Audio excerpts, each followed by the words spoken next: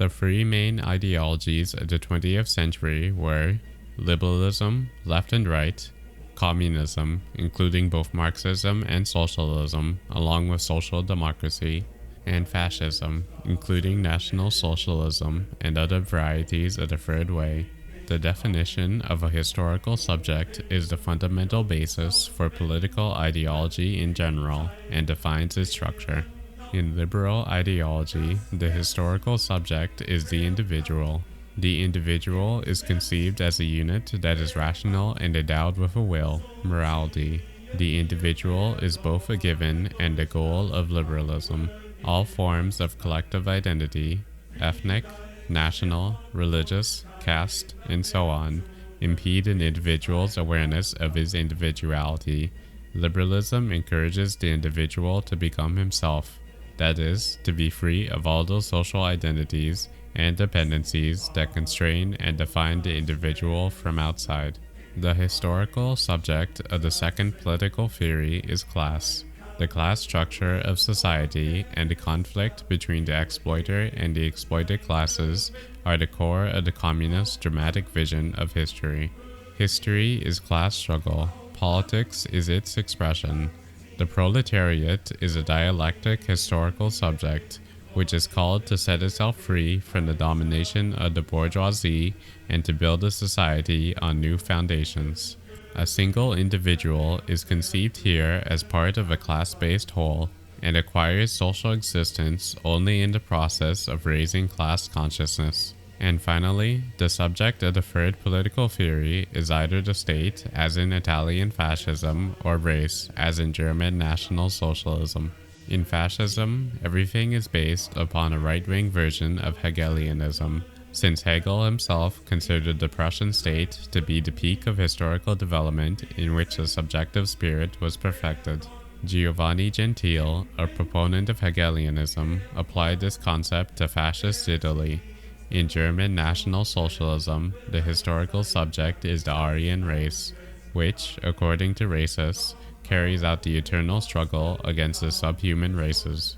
The fourth political theory may act in the most radical way by rejecting all of these constructions as candidates for a historical subject. The historical subject is neither an individual, nor class, nor the state, nor race. In the search for the subject of the fourth political theory, we must boldly enter into a new hermeneutic circle. The fourth political theory is the whole, which naturally has not yet been sufficiently described and defined. We can approach the problem of creating the fourth political theory from another direction and examine the contenders for inclusion in this theory from the three classical models. However, before determining which aspects of the three old ideologies can be borrowed from them, having neutralized them and taken them out of context, ripping them out of their own hermeneutic circle, it is important to briefly mention which aspects must be firmly discarded. If we begin with fascism and National Socialism, then here we must definitively reject all forms of racism. Racism is what caused the collapse of National Socialism in the historical, geopolitical, and theoretical sense. This was not only a historical but also a philosophical collapse. The criminal practice of wiping out entire ethnic groups, Jews, Gypsies, and Slavs, based on race was precisely rooted in their racial theory. This is what angers and shocks us about Nazism to this day. Hitler's racism, however, is only one form of racism.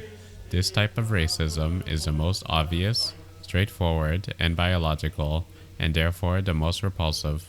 There are other forms of racism. Cultural, asserting that there are high and low cultures. Civilizational, dividing people into those civilized and those insufficiently civilized. Technological, viewing technological development as the main criterion for the value of a society. Social, stating, in the spirit of the Protestant doctrine of predestination, that the rich are the best and the greatest as compared to the poor. Economic, in which all humanity is ranked according to the degree of material well-being.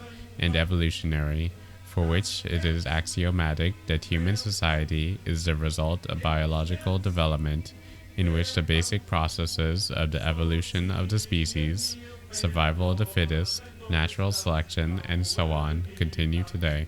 European and American societies are fundamentally afflicted with these types of racism, unable to eradicate them from itself despite intensive efforts. The very ideology of progress is racist in its structure. The assertion that the present is better and more fulfilling than the past, and continual assurances that the future will be even better than the present, are discriminations against the past and the present, as well as the humiliation of all those who lived in the past, an insult to the honor and dignity of our ancestors and those of others, and a violation of the rights of the dead. In many cultures, the dead play an important sociological role. They are considered to still be alive in a certain sense, present in this world, and participating in its life. This is true of all ancient cultures and civilizations. Billions of inhabitants on this earth believe in this concept to this day.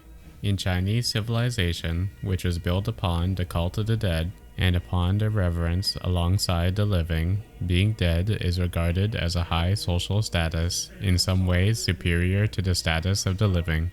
The ideology of progress represents the moral genocide of past generations, in other words, real racism.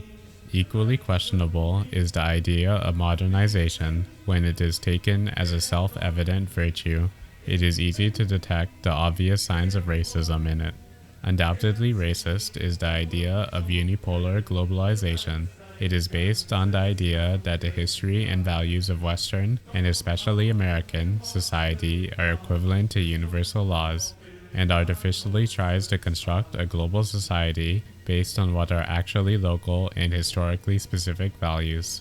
Democracy, the market, parliamentarianism, capitalism, individualism, human rights, and unlimited technological development.